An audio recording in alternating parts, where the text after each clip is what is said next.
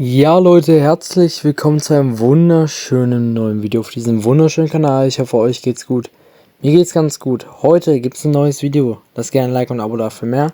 Und heute geht es um das Thema, ob Pfeiffer denn direkt das Startelfdebüt feiern kann gegen den 1. FC Köln. Sehr, sehr großer Gegner, sehr, sehr große Ambitionen. Wir stehen kurz vor dem Negativrekord, ein Jahr ohne Heimspielsieg.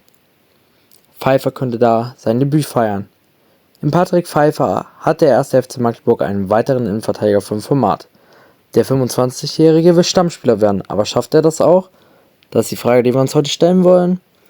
Kurz meine persönliche Meinung. Ich finde, Patrick Pfeiffer hat mir einen guten Eindruck gegeben. Er kam was mit dem Köpfchen, ist halt auch ein sehr, sehr großer Spieler, ist schnell, agil. Hat mir bis jetzt sehr gut gefallen, auch wenn man dann im Endeffekt nochmal verloren hat. Auf jeden Fall besser als Heber. Ja, trotz der bitteren 3-4 Heimniederlage gegen den 1. FC Nürnberg am Samstag konnte sich Patrick Pfeiffer zumindest etwas freuen. Der 25-Jährige hatte gute eine Woche nach seinem Last-Minute-Wechsel sein Debüt für den 1. FC Magdeburg gegeben. Die Stimmung war sehr schön, sowas habe ich noch nicht oft erlebt, sagte er über das Erlebnis in der Avenett Arena, das durch das späte Gegentor zur Niederlage getrübt wurde. Dennoch freute er sich über seine Einwechslung und die ersten Minuten im FCM-Trikot. Ich war froh, für Magdeburg auf dem Platz stehen zu dürfen. Und das hört sich schon mal sehr, sehr gut an. Hört sich nach einem Spieler an, der Bock hat, was zu erreichen, und das brauchen wir. Meiner Meinung nach reden wir hier vor allem über Heber, der eventuell seinen Platz verlieren könnte, weil er mir immer den Eindruck gibt, dass er sicher in der Mannschaft ist und keinen wirklichen Konkurrenten hatte mit Tobi Müller oder auch mit Andi Hoti bis zur Halbsaison. Und deswegen irgendwie immer ein bisschen mehr abgeflacht ist, ganz, ganz viele Fehler baut in letzter Zeit, vor allem in den Heimspielen immer sehr viel Müll baut. Ja, und dann muss es dann meiner Meinung nach auch einen Innenverteidigerwechsel geben, vor allem wenn du so einen Spieler mit sehr, sehr hoher Qualität holst. In der Mannschaft sei er herzlich aufgenommen worden. Im Training hatte er sich einen Kaderplatz für das FCN-Heimspiel erarbeitet. Ich will meine Stärken einbringen und immer zu Null spielen, sagte der 1,96 Meter große Innenverteidiger, der ein klares Ziel hat, Stammspieler werden. Und ja, verständlich, wenn man von Augsburg kommt, da schon einige Ligaeinsätze hatte in der ersten Bundesliga und dann zu den Young Boys Bern ausgeliehen wurde, wo er sich dann aber leider verletzt hat und jedoch trotzdem Champions League spielen durfte, gegen den VfB Stuttgart. Ja, da gibt es dann schon bestimmte Ambitionen und das ist natürlich klar. Da will man bei einem Zweitligisten auch ganz klar Stamm spielen und das Potenzial hat er zu 100%.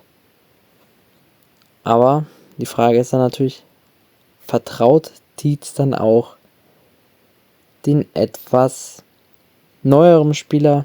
Er kennt ihn auch aus Hamburger Zeiten. Aber mir hat er in der Zeit Tietz immer den Eindruck gegeben, dass er unbedingt mit Heber spielen will. Und ich bin überhaupt kein Fan von Heber, deswegen mag ich das überhaupt nicht. Ich hätte auch gerne Tobi gesehen, weil ich wirklich Heber sehr, sehr schwierig finde aktuell. Auch wenn er eine gute Passquote hat, aber das ist auch so das einzige Gute, was er meiner Meinung nach mitbringt. Aber ja, sonst hatte er sonst manchmal gute Bodenzweikampfwerte, vor allem auswärts manchmal 100%. Ja, das hört sich erst gut an, aber dann macht er halt die unnötigen Pässe und dadurch kassiert man dann halt Gegentore oder verursacht Elfmeter, ist damit auch Platz 1 in der Liga. Ja, dazu müsste Pfeiffer aber entweder John Hugonet oder Daniel Heber verdrängen. Beide hatten ihren Platz zuletzt sicher, auch wenn Heber zuletzt 2 Elfmeter verschuldete. Ist also nun die Zeit reif für Pfeiffer? Das will ich nicht bewerten, sagte Trainer Christian Tietz nach der Niederlage und sprach sich trotz Fehlern und Gegentoren für das etablierte Duo Hugonet-Heber aus. Wir waren zuletzt stabil. Dass Pfeiffer kurz vor Schluss für Heber eingewechselt wurde, war also kein Vorgriff für kommende Spieler. Der Wechsel heute hatte einen Grund, erklärte Tietz. Wir liegen da hinten und wollten für Standardsituationen einen weiteren kopfballstarken Spieler reinbringen. Und ja, das hast du definitiv mit Pfeiffer, der ordentlich lang ist und das auch, wie gesagt, gut gemacht hat. Ich hätte mir bei dem Debüt nicht mehr erwarten können, muss ich sagen. Ich fand ihn wirklich sehr, sehr stabil, stand gut, Hat ein gutes Stellungsspiel meiner Meinung nach. Für das Gegentor würde ich ihm definitiv nicht die Schuld geben. Aus meiner Sicht. Wie gesagt, ich bin immer noch der Meinung, Heber ist kein guter Innenverteidiger für die zweite Liga. Auch wenn seine Werte manchmal so aussehen. Aber wie gesagt, es bedeutet schon was, wenn du die meisten Elfmeter in der zweiten Bundesliga verschuldet hast. Und da bin ich persönlich dann auch sehr, sehr kritisch. Vor allem, wenn man sieht, wie er sie verschuldet, dann ist es zu 99% sehr, sehr unnötig. Man kann definitiv zwischen unnötig und, zwischen, sagen wir mal, relativ unnötig unterscheiden. Weil eigentlich ist jeder Elfmeter unnötig. Außer man zieht natürlich die Notbremse. Dann kann man das schon so mitnehmen. Aber ja, seine Sachen sind wirklich so sehr, sehr gut verhinderbar. Vor allem, weil meistens der Ball gar nicht sicher drin ist. Du kannst ihn locker blocken. Er geht dann rein. Rutscht manchmal sogar aus. Keine Ahnung, wie oft ihm das immer passiert. Finde ich ein bisschen schade, dass das dann immer auf die Mannschaft zurückprallt. Allerdings weiß Tietz durchaus, was er an Pfeiffer hat. Schon in der B-Jugend des Hamburger SVs trainierte er den Verteidiger. Beide kennen sich also gut. Wir standen immer in Kontakt, verriet Pfeiffer über seinen alten und neuen Trainer, den er lobt.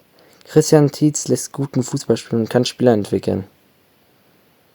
Ein Talent ist Pfeiffer aber längst nicht mehr. Mit 81 Zweit- und 11 Erstligaspielen ist der Abwehrmann ein gestandener Profi, der sich mit einer Reservistenrolle nicht dauerhaft zufrieden geben wird. Ja, und ich denke mal auch, wenn ich jetzt Ottmar Schork bin oder auf den Transfermarkt gucke und einen Pfeiffer sehe, dann hole ich den nicht nur als Rotationsspieler, weil das ist ein Mann für eine zweite Liga. Wenn er auf sein Top-Niveau kommt, kann er einer der besten, wenn nicht sogar der beste Verteidiger in der Liga sein. Das hat er auch schon bei Darmstadt gezeigt, dass er dieses Niveau hat. Zu 100%. Und dann muss man auch ganz ehrlich sagen, muss man ihm meiner Meinung nach definitiv wenigstens die Chance geben in der Startelf, die er sich auf jeden Fall meiner Meinung nach jetzt schon nach dem kurzen Einsatz gegen Nürnberg verdient hätte. Vor allem, weil er mir, wie gesagt, positive Vibes gibt. Ist einfach ein Verteidiger, der auch im Gegensatz ist ja ein sehr, sehr ähnlicher Spielertyp wie Jamie Lawrence, wenn man das vergleichen will, gibt er mir Sicherheit. Also dieses Ruhige, was Jamie noch nicht hatte, weil er noch nicht so weit entwickelt war, weil er halt jung war, das passiert, ist auch ganz normal im Fußball. Bloß, das ist ja das Wichtige daran, dass du diesen Step gehst, dass du ruhig bist in der Innenverteidigung. Vor allem, wenn du die Ruhe ausstrahlst, wie jetzt zum Beispiel in Matthiesen, der macht das so unglaublich, dass es dann einmal mal locker den Fuß reinstellt. Und das wird dann kein Elfmeter. Ja, und die Ruhe gibt er mir schon. Und deswegen würde ich da schon auf Heber setzen, der eigentlich mehr Erfahrung haben müsste. Hier in Magdeburg ist das Umfeld gut, um mich weiterzuentwickeln, sagte er über seinen Wechsel nach einem schwierigen Halbjahr bei Young Boys Bern, wo er aber in der Champions League debütierte. Zunächst ist er bis Ende der Saison vom FC Augsburg ausgeliehen. Beim Aufstieg könnte er womöglich auch länger bleiben. Und ich persönlich bin ein Fan von Pfeiffer. Sein Profil verspricht mir, wie gesagt, viel. Und ich würde mich sehr freuen, auch vielleicht ohne Aufstieg, wenn er bleiben würde. Weil ich glaube, er passt richtig gut ins System. Und das wird er auch meiner Meinung nach definitiv noch zeigen. Verlierer der Last-Minute-Verpflichtung des FCM ist aktuell Tobias Müller.